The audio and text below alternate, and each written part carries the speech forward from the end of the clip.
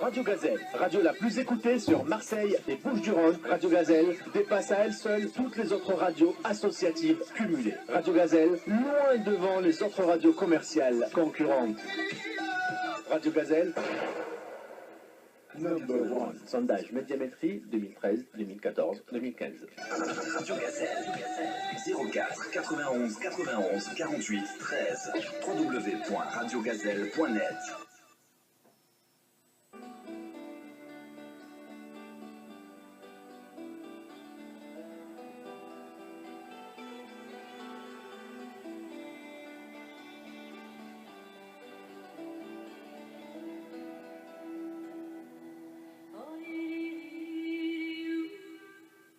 Eh bien, tout de suite avec notre invité, c'est pas un invité, mais il intervient tous les vendredis maintenant, Bladis. Monsieur Bladis, comment allez-vous?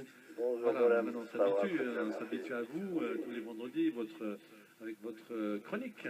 Tout à fait. Voilà, et puis aujourd'hui, chronique, parce que vous êtes le président du club Émergence, aussi c'est une association ici en France, vous vous intéressez à tous les sujets, j'allais dire économie, politique, nationale, internationale. Et aujourd'hui, j'ai souhaité que vous interveniez un peu sur cette cacophonie politique ici en France. Hier, au revoir président, au revoir François Hollande, il a pris cette décision. Alors, comment vous analysez cette décision? Est-ce que sur la pression de Manuel Valls, sur la pression de l'entourage, quel est votre point de vue là-dessus? Écoutez, je pense que, pour ma part, parce que je l'avais déclaré ailleurs aussi, c'est que pour Hollande, c'était peut-être la meilleure des déclarations, la meilleure des solutions à prendre en compte. Aujourd'hui, sans retrait, je pense que c'est mûrement réfléchi. Déjà, d'une part, de lui-même, intrinsèquement, il a dû réfléchir correctement pour une fois dans le bon sens, et aussi également par rapport à son entourage. Mais je pense que la décision définitive lui revient, parce que je l'avais dit d'ailleurs ailleurs, que les configurations qui se proposaient justement à Hollande dans le cas de figure actuel, c'était des configurations qui, à l'issue, étaient l'humiliation. Donc, autant justement éviter cette humiliation, car il n'avait pas beaucoup de choix en fait. Il avait une représentation en tant que candidat sortant dans une primaire, donc dans laquelle ça sera une primaire bilan, donc on va mettre en exergue son bilan catastrophique. Deuxième configuration, donc une primaire. Catastrophique, hein. Bon, Oui, mais sur l'ensemble, je veux dire, les Français, vous savez, ils voient sur la globalité, ils ne voient pas sur certaines résolutions plus que d'autres. Oui. Tout un programme. Quand vous prenez justement les fameuses résolutions qu'il avait dites à l'époque, il y en a plein qui sont restées partiellement, voire même pas abouties. Donc, c'est là où je veux en venir. Dans un contexte en plus de conjoncture, vous savez, il y a beaucoup de discours populistes, c'est une approche populiste, donc les gens ont vraiment besoin de voir concrètement sur le terrain les évolutions. Donc aujourd'hui, force est de constater que là-dessus, il a beaucoup de carences. Je pense que oui, effectivement, son programme aurait dû peut-être prendre un mandat ou deux, voire deux, pratiquement, pour pouvoir avoir certaines avancées sur certaines choses.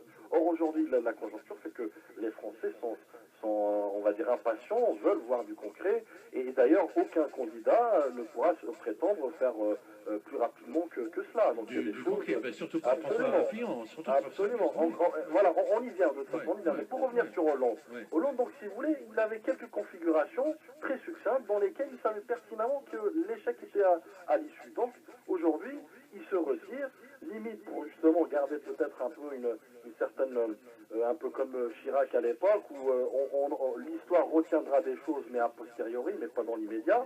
On retiendra que Hollande a fait beaucoup de choses, mais pas dans l'immédiat. Donc c'est pour ça qu'il s'est retiré. Maintenant pour Valls, oui et non, c'est pas ça faisait des mois qu'il tapait du pied, lui, Valls. Absolument, mais Valls, vous savez, Valls, pour moi, c'est un invertébré politique, clairement. C'est quelqu'un qui, déjà, dans un premier temps, il parlait de loyauté, qui parlait surtout que son tour viendra, et notamment en 2022. Aujourd'hui, il commence à changer de sémantique et de discours, où il parle justement qu'il est fin prêt, dans le JDD dimanche dernier d'ailleurs. Donc c'est pas anodin tout cela. Hein. Mais à partir de quel bilan, justement, si François Hollande s'est retiré parce qu'il pense que son bilan n'était pas positif aux yeux des Français, Valls à partir de quel bilan? Et d'ailleurs, c'est le bilan de François Hollande, c'est pas le sien. Alors attention, très bien. Il y a deux choses à clarifier là-dessus. Alors Hollande, il s'est retiré, à mon humble avis, non pas par rapport à son bilan, parce qu'il pouvait le défendre. À force d'avoir des bons communicants, il pourrait le défendre. Il aurait pu le défendre les quelques mois qui lui restent. Non. Hollande s'est retiré aujourd'hui pour préserver l'union, l'alliance, l'unité de la gauche, qui s'est, force est de constater, elle s'est dispersée depuis quelques mois maintenant. On a eu des scissions, on a eu carrément des guéguerres interne, complètement interne. Donc non, Hollande aujourd'hui, sa démarche consiste à rester quand même, voilà, de garder un brin d'union de cette gauche détruite, explosée, pour pouvoir justement permettre, pourquoi pas, quelqu'un qui va reprendre un leadership et pouvoir fédérer, réunir, rassembler cette gauche dispersée. Mais pas le bilan. Le bilan, je pense pas. Parce que je reviens sur Valls. Valls, vous savez qu'aujourd'hui, d'ailleurs, je pense qu'hier, ou je ne sais plus quand est-ce que j'ai vu ça, il commence à parler de défendre le bilan. Parce que c'est incontestable. Je veux dire, le bilan de Hollande, c'est son bilan. Il était quand même chef de l'exécutif. Il était premier ministre. C'est pas rien. Donc, quand on connaît aussi l'historique de Valls, qui a remplacé Hérault sur levé, enfin voilà, vous connaissez la histoire. Ce que je voulais dire par là, c'est parce que les Français, parce que c'est le sondage aussi, on a vu les sondages ici. Les sondages aujourd'hui ne oui, veulent rien dire. Oui, mais justement, c'est toute cette pression des sondages, des journalistes, des médias, et je crois qu'il a réfléchi Hollande. Mais justement, c'est surtout à partir de son bilan. Sinon Hollande, lui, s'en fout. Il dit que la gauche n'est pas structurée ou que ce soit. Ce qui l'intéressait, c'était lui. Mais là, il a vu que justement son bilan n'était pas apprécié par les Français. Je partage partiellement votre point de vue. Je vais vous dire pourquoi. Parce qu'encore une fois, le bilan, ça se défend. Un bilan, ça se défend. On a bien vu quelques exemples. Et d'ailleurs, un président sortant qui se représente avec un bilan catastrophique, que je ne citerai pas le nom, qui sera aux oubliettes, maintenant jeté aux oubliettes, un certain Sarkozy. Donc voilà, il a su défendre, et d'ailleurs, il était à même un peu d'aller au-delà. Et puis, non, en politique, vous savez, tout est possible. À partir du moment où on fait croire, enfin, on fait passer des illusions pour des désirs. Donc, c'est pas le souci. Non, moi je pense encore une fois aujourd'hui, il sait que l'impact significatif qu'aura cette désunion, cette séparation, cette implosion de la gauche élargie, je parle pas que du Parti Socialiste, donc nuira à terme, si vous voulez, que ce soit à moyen ou long terme, sur l'ensemble justement des politiques de la gauche. Donc aujourd'hui, on voit bien qu'entre les écolos, entre le Parti radical, l'extrême gauche, les Mélenchon qui font leur loi, d'ailleurs au sein même de leur propre parti, donc il y a vraiment dispersion. Et cette dispersion, elle a pris une tournure, on va dire, très significative à partir du moment où Hollande était à la tête de... Oui, les gens ne voulaient pas qu'il se représente. De toute façon, ma deuxième question par rapport à Valls, maintenant, parce qu'il ne s'est pas encore déclaré, mais il va le faire. Oui, je pense qu'il attend des choses aujourd'hui. Qui va soutenir au Parti Socialiste? Qui va soutenir Valls? C'est la très grande question, et la question pertinente là-dessus, je vous l'accorde. Valls, aujourd'hui, n'oublions pas.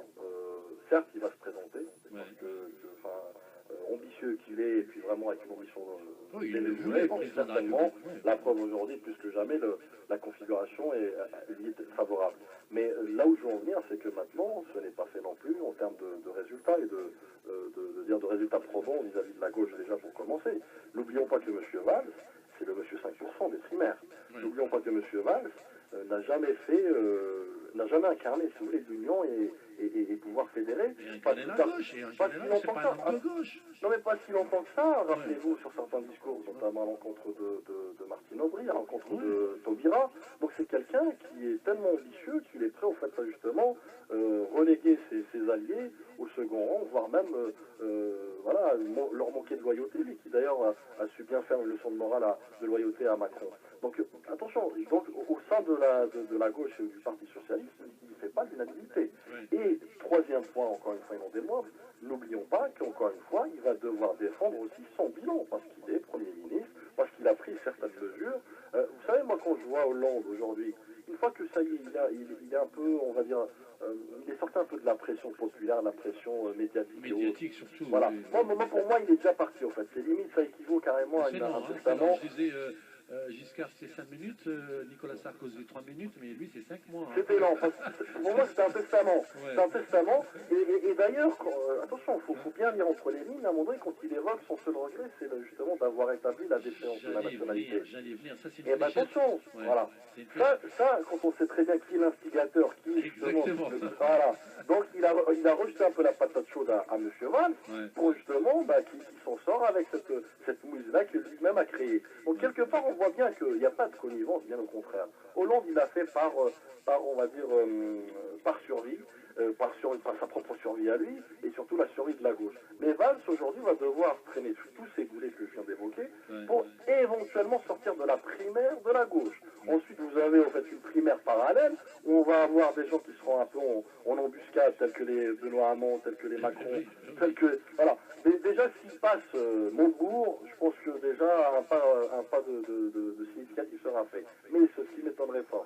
Sachant que, comme je l'ai dit, Les il ne fait sondages, pas on l'unanimité a de la gauche. l'impression qu'ils sont en train de fabriquer les sondages. Aujourd'hui, ils disent 33% des Français pensent ou soutiennent ou pensent que Valls va gagner la primaire, et 57% des socialistes ou des gens de gauche pensent que Valls va gagner la primaire. Vous vous rendez compte comment on fabrique quand même Absolument, mais cela ne m'étonne pas. Voilà, je vais vous dire une chose, vous allez tout de suite comprendre. Juste une petite constatation. Vous savez, les instituts de sondage sont les premiers clients des gouvernements. Ouais. C'est des boîtes qui Bon, travaillent. voilà, tout est dit. Je pense que le roi est mort, vive le roi, donc il n'y a pas de souci. On fait un sondage sur mesure. Il y en a un qui consommait beaucoup de ça, c'est Nicolas Sarkozy. Sarkozy, tout à fait. Voilà, vous avez votre réponse. C'est Sarkozy à l'époque. Alors, moi je voulais aussi poser une autre question. Qui a fait que il a jeté l'éponge? Apparemment, est-ce que selon vous, enfin moi je disais que François Hollande n'a jamais réussi à parler avec les Français. En fait, il n'a jamais expliqué, oui, il a un programme difficile vu le contexte. Lui, il est toujours silencieux, il a proposé son programme et on attendait la version, par exemple, de la courbe du chômage. Mais jamais il s'est adressé aux Français en disant, mais voilà, peut-être ça ne va pas s'inverser parce que ceci ou cela. Le meilleur discours qu'il a fait François Hollande, c'était le discours d'adieu. Tout à fait, tout à fait. Alors, je vous l'accorde, d'ailleurs, pour aller plus loin, François Hollande, je pense qu'effectivement, il vivait un peu dans sa bulle, en autarcie par rapport à la France et ses problématiques, surtout le peuple. Ouais. Donc, mais ça s'explique, hein, à mon point de vue, c'est un problème, une carence de communicants, ce que je disais tout à l'heure. Vous savez, des fois, parfois des présidents, ils ont certaines carences sur la politique économique, sur certaines réformes, mais qu'ils essayent un peu de combler justement à travers des communicants, donc la communication. Et c'était son point faible Hollande aujourd'hui. Ouais. Je pense que sur son quinquennat, il n'a pas su communiquer assez, ou du moins sur certaines réformes qu'il avait mises en place, et qui avaient peut-être besoin de plus de temps pour pouvoir engendrer les résultats escomptés. Donc encore une fois, moi je reviens sur vraiment, et c'est purement de la communication, où je pense que son casting de communicant était biaisé, était un peu à côté de la plaque. Où aujourd'hui, vous l'avez dit tout à l'heure, quand on regarde vraiment dans le détail son bilan, il n'est pas si catastrophique que cela, à comparaison, bien entendu, à comparaison avec certains, comme son prédécesseur. Absolument. Et puis de communication, puis surtout de patience. Oui. Il y a une citation qui dit que, comment dire, j'ai oublié, enfin en bref, ça peut ruiner un projet si vous voulez. En fait, moi je voulais faire une comparaison entre, par exemple, à l'époque, quand il y avait Fillon Nicolas Sarkozy, c'était Nicolas Sarkozy qui communiquait le plus par rapport à son Premier ministre. Absolument. Par contre, Hollande et Valls, c'est Valls qui communiquait beaucoup avec les Français, mais pas le président. C'est l'inverse. Et voilà. Ça, on ne peut pas lâcher. Je crois qu'il y a une certaine responsabilité. Je pense qu'il est trop sage, en fait, François Hollande. Il n'est pas... c'est pas quelqu'un de très subtil, très intelligent. Vous savez, mais c'est quelqu'un qui lâche... regardez Mitterrand, comment il tenait son truc. Exactement. Non, mais il y avait de la prestance, il y avait du charisme, ce que Hollande n'avait pas, clairement. Oui, mais il y a bien aussi cette gentillesse, j'ai l'impression que c'est un président gentil. Plus que de la gentillesse, je pense. Vous savez, quand vous incarnez le président d'une nation comme la France, assez forte économiquement et autres, qui a des intérêts partout dans le monde, vous devez incarner également sa notoriété et puis surtout son charisme. Aujourd'hui, ce que n'a pas fait Hollande. Je pense qu'Hollande, le premier jour, il a fait son premier discours sous la pluie avec ses lunettes un peu trompées. Je pense que là, ça a donné un peu le ton de son quinquennat, comment il va être. Ceci étant, encore une fois, il y a un problème vraiment de personnes, de communicants ou des communications et non pas vraiment de réforme, parce qu'il était bien entouré, qu'on se le dise. Certains ministres d'ailleurs, que ce soit présents ou passés, qui ont quitté le navire, je pense qu'ils ont fait un travail formidable là-dessus.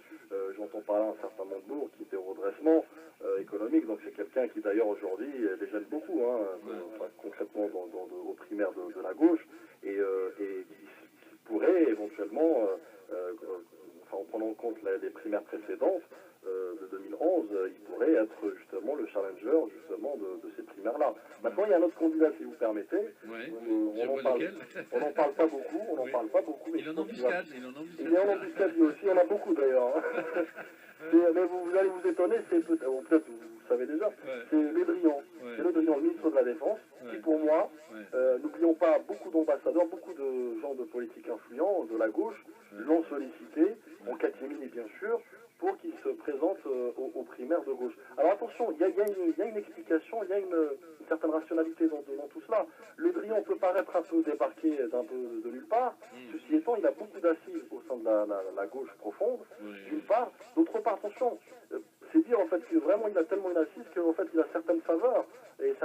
droit. C'est le seul, au moment où on prenait la non-cumulation des mandats, c'est le seul qui a son poste de président de sa région, et également la Bretagne, et également... Il a gardé, oui. Non, absolument, contre vents et marées, vous savez. Donc ça prouve que vraiment il a une notoriété importante au sein de la gauche. Il a de l'influence, oui. Mais la finalité, si vous voulez, de la demande de sa présentation aux primaires, elle s'explique aussi par le fait qu'il incarne aussi les éléphants de la gauche.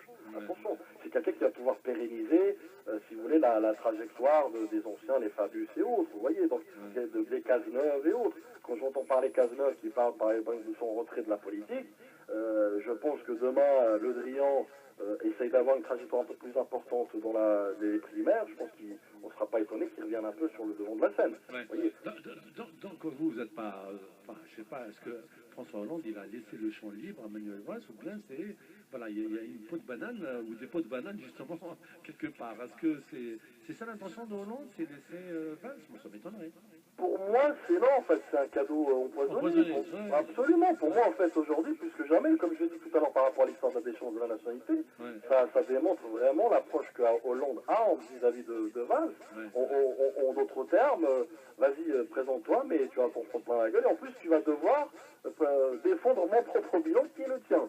Donc, d'ailleurs, je ne suis pas étonné que tout de suite, et on n'en parle pas beaucoup aussi, Madame Le Pen, hein, c'est tout bénéfice pour elle d'ailleurs, pour être franc, où elle est restée un peu comme spectatrice qui regardait un peu cette débandade. Ce qui est bénéfice, si c'est pour elle ou Fillon. On va y venir justement, mais juste pour revenir, elle n'a pas tort de parler justement de doublure, qu'elle aura des soi-disant candidats de doublure. Donc voilà, on part sur le principe que on change l'original par justement une version un peu plus peut-être poignante, un peu plus rentre-dedans comme Valls, mais toujours est-il, est-ce que Valls passera le stade des primaires de la gauche?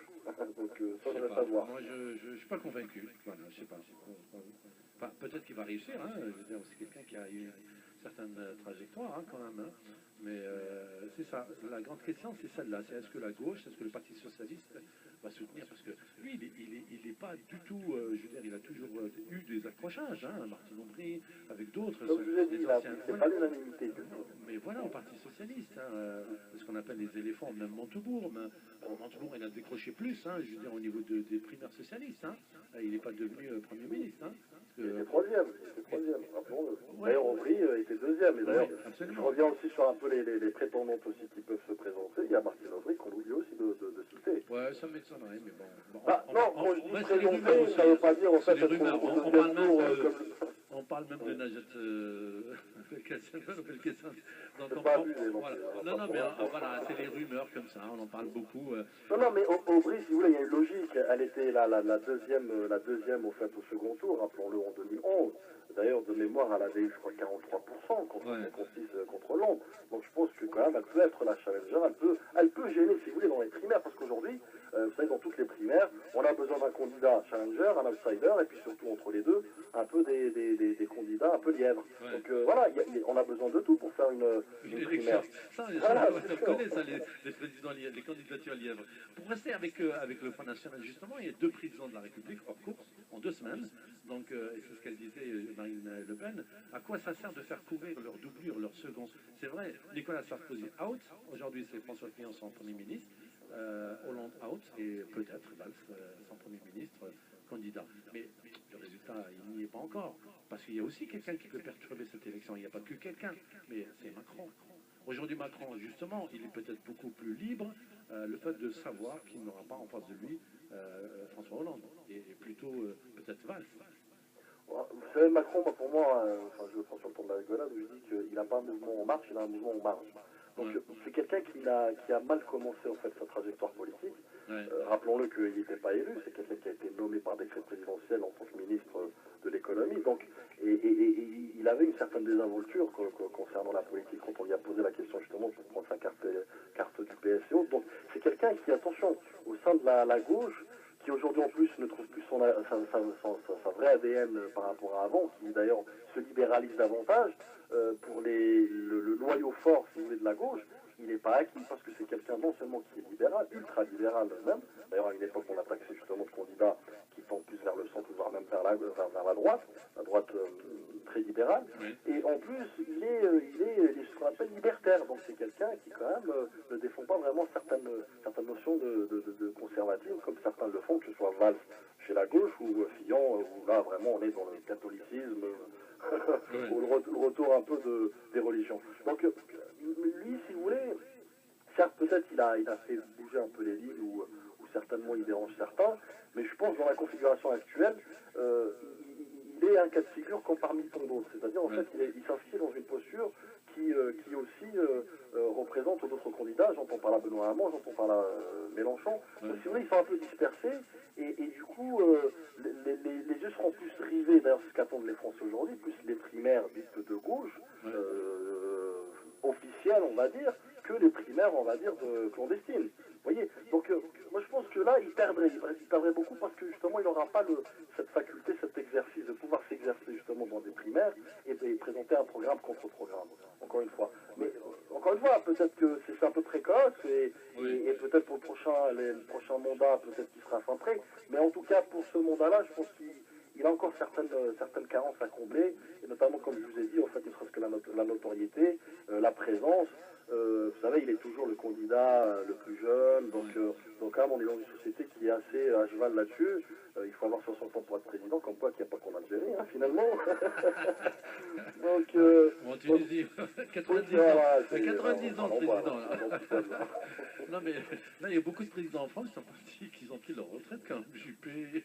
Bon, Juppé. La retraite de Hollande, moi je veux bien, 36 000 € le mois, il y a plus que quand il était en exercice. Exactement.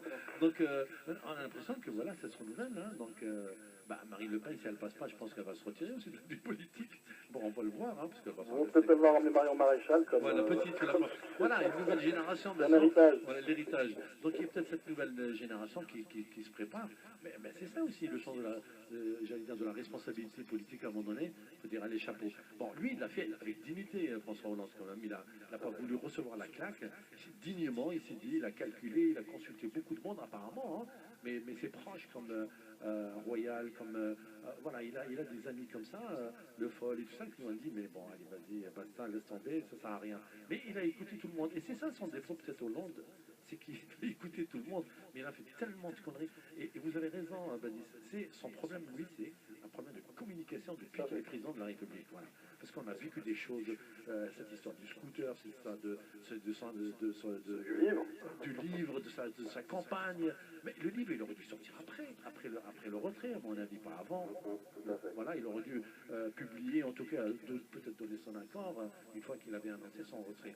Bon, alors, les Français ont le choix aujourd'hui. Il y a beaucoup de candidatures au niveau de la gauche, peut-être Parti socialiste, on verra. Hein, puis, il y a beaucoup de choix cette fois-ci. Hein. Tout à fait. D'ailleurs, c'est compliqué un peu aussi l'équation. Ouais. C'est que aujourd'hui, certes, les sondages, même si pour moi, maintenant, ça devient un peu du non-sens, mais bon, pour certains candidats, je pense qu'ils prendraient du sens, comme pour Le Pen, où elle est dite depuis d'ailleurs le début de ces événements-là, elle est prétendue être justement au second tour des présidentielles. Maintenant, la question à se poser, est-ce qu'on aura toujours ce front républicain qui va s'opérer? Est-ce qu'on aura toujours justement ce sursaut républicain justement pour ne pas aller vers les extrêmes dans un contexte mondial qui justement s'y prête?